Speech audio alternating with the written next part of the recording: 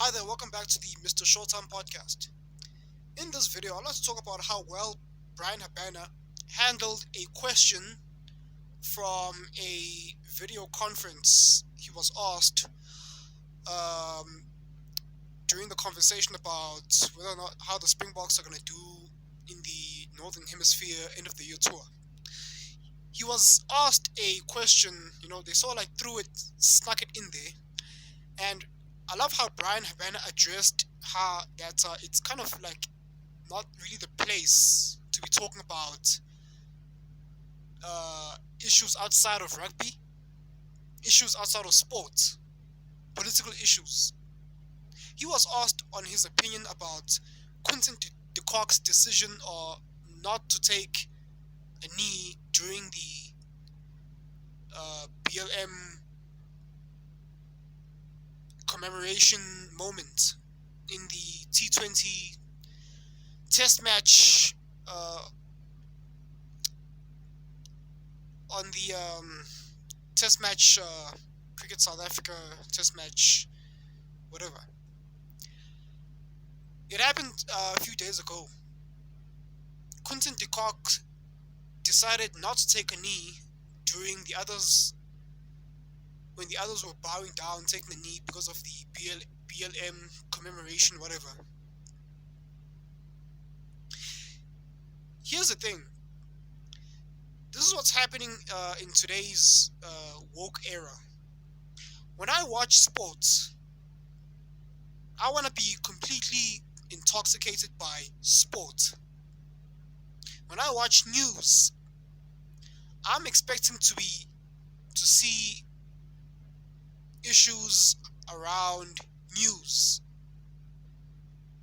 When I watch entertainment, if I turn on Comedy Central, I'm expecting comedy. I'm not expecting. I don't want an intertwine of other categories when I'm watching comedy. When I watch comedy, I'm looking for funny series and funny chick flicks in movies. I don't want to see Lewis Hamilton Formula One racing in a channel that is tailor made for comedy, if you get what I'm saying. If I'm watching sports, I just want to see sports. If I want to watch news, then I'm expecting to see politics. If I watch entertainment, I'm looking for action, comedy, drama, whatever. But what's happening in today's era is they're trying to sneak in politics where it's not supposed to be. Bryan Habana was in a video conference with World Rugby about the Springboks tour, end of the year tour, and they tried to sneak in the BLM protest thingy because, again, I've said this before, I'll say it the second time. I applaud how Bryan Habana handled that question because he sort of like, he didn't give a direct answer, but he handled himself well, quite well, because they want him to give either a yes or no answer. Oh, so Mr. Bryan Habana, what is your opinion on Quinton de Kock's decision not to take a knee? And if he had said no, I don't support it, he would have been cancelled. Bryan Habana would have been labeled a racist, misogynist, bigot, etc., and he would have been ruined. He would have been cancelled. Why are we doing this? Let's keep sport about sport. Okay? Issues such as BLM belong in the news, but on the political side of the spectrum, on political channels only. Okay? And here's my take on Quinton de Kock's decision on not to take a knee. I absolutely agree with him for two reasons. First reason, this doesn't just apply to Quinton de Kock only, because I'm hearing people on social media talking about, yeah, but he's mixed race, he's colored, so he should have empathy. Says who? A person's ethnicity is irrelevant, because what if he identifies with his Caucasian side more? Nothing wrong with that. Even if he does have an ounce of African blood in him, it doesn't matter. His ethnicity doesn't matter.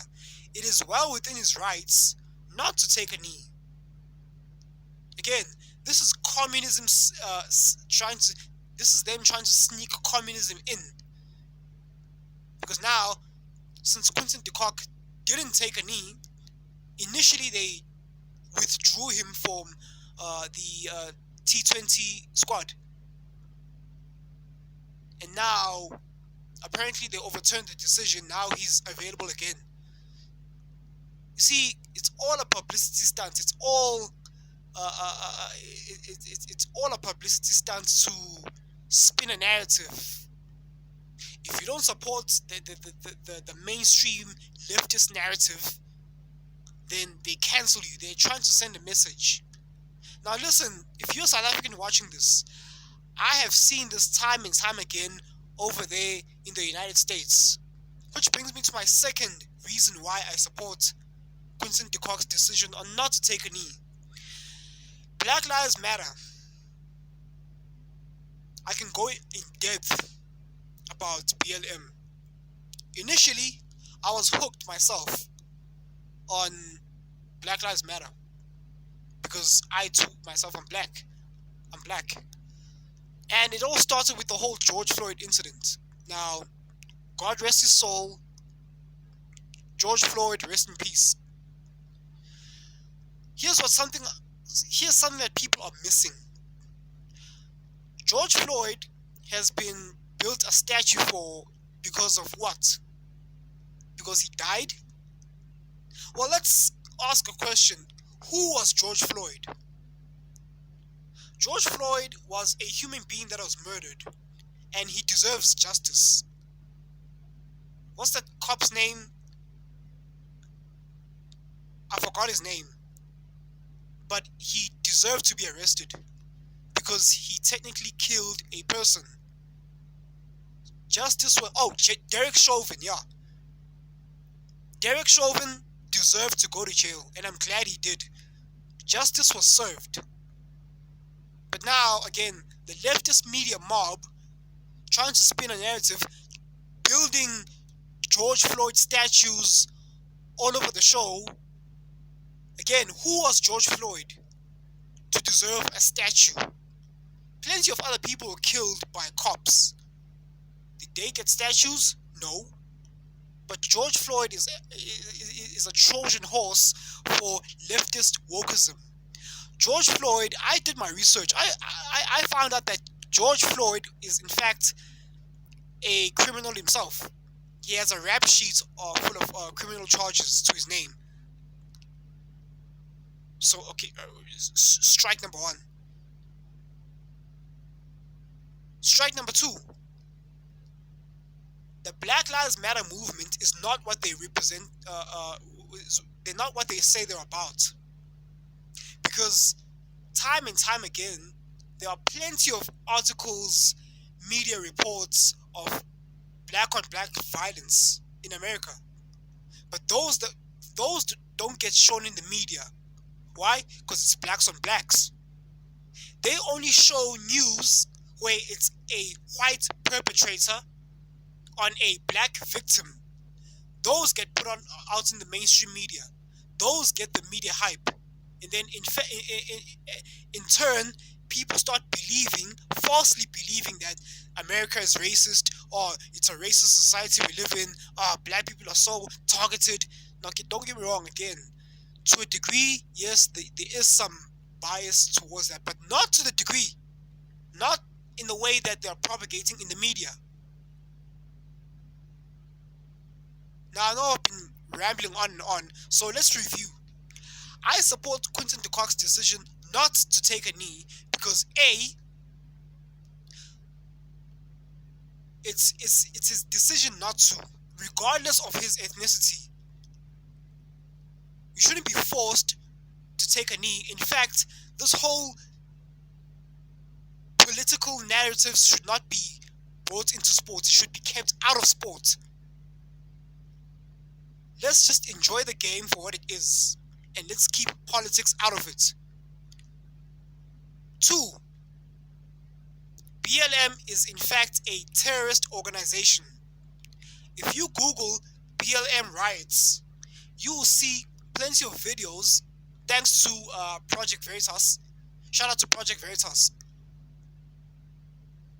You will see videos and articles of the BLM wokest mob burning down buildings and causing riots and havoc in the streets. So that was another thing that made me completely turn my head away from BLM. So, ladies and gentlemen, in closing, shout out to Bryan Habana. I love the way he handled that sneaky question. Because let's see, on a video conference, taking questions about the Springboks, and they're trying to sneak that thingy in. Oh, what's your take on BLM? No, we're not here to talk about BLM. Let's talk about rugby and the Springboks, shall we? Thank you. Quinton de Kock, do not allow, if you're listening, you probably are, do not allow yourself to be bullied by these leftist wokest mob. I know, I also noticed Temba Bavuma was triggered by Quinton's decision. Again, this is what happens when you don't know politics. This is what happens when you allow your emotions to cloud your judgment. Because I did my research on BLM. It's not what they claim to be. They are a terrorist organization and they should be shut down. But whatever your thoughts are, please let me know in the comments below. And that's all I gotta say for this video. If you like what you heard, please comment, rate, share, and subscribe. Peace. Shout out ABL.